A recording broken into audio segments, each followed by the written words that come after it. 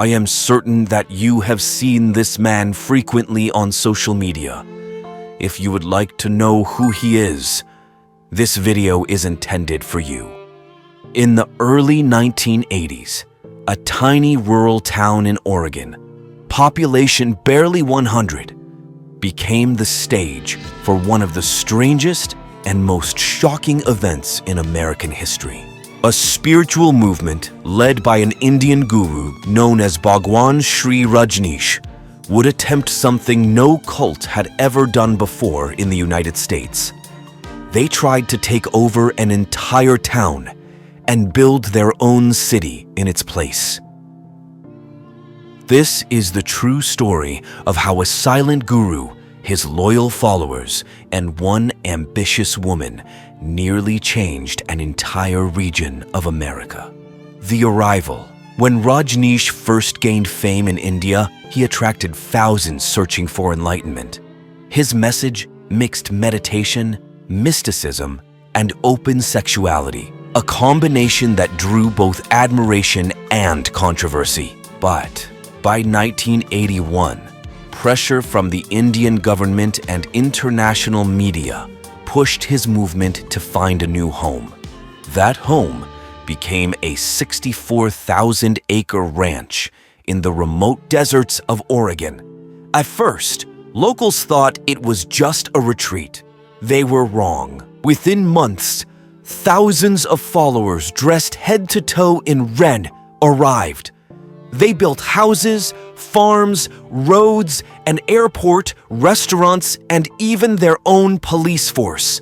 The commune was named Rajneeshpuram, and it grew faster than any city in the region.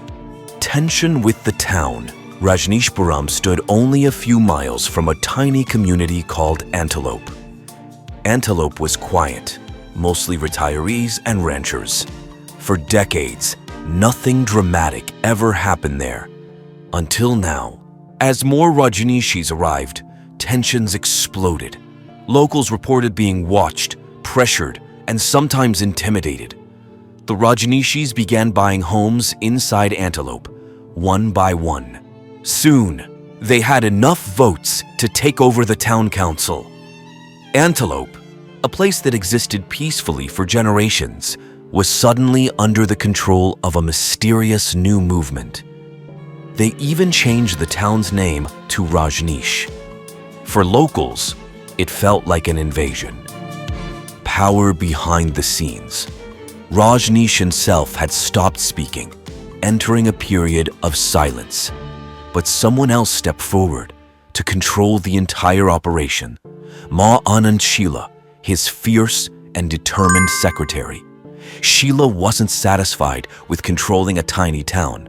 Her goal was far bigger: take over the entire county and protect the commune forever. But they had a problem. They didn't have enough voters. What happened next would shock the country.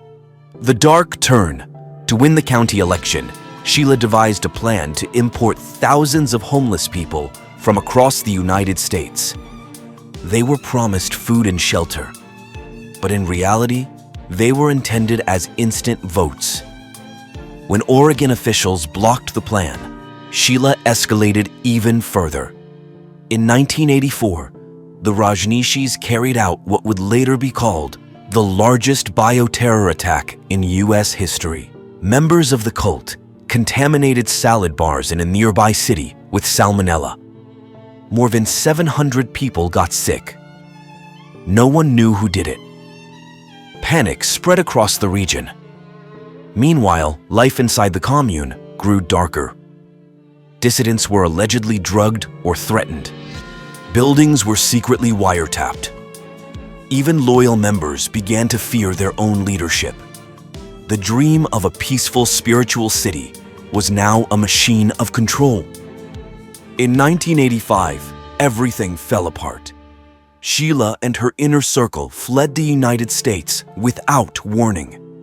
When Oregon authorities raided her buildings, they uncovered evidence of wiretapping, assault plots, biological weapons, experiments, poisoning attempts.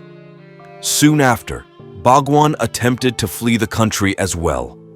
Federal agents intercepted his plane. Although he denied involvement in the crimes, he was deported for immigration violations. Rajneeshpuram collapsed almost overnight. Thousands left the commune. The town of Antelope slowly regained control, and its original name returned. Today, almost nothing remains of the once massive city. The story of Rajneeshpuram is not just a bizarre moment in American history, warning about how easily a small community can be overwhelmed.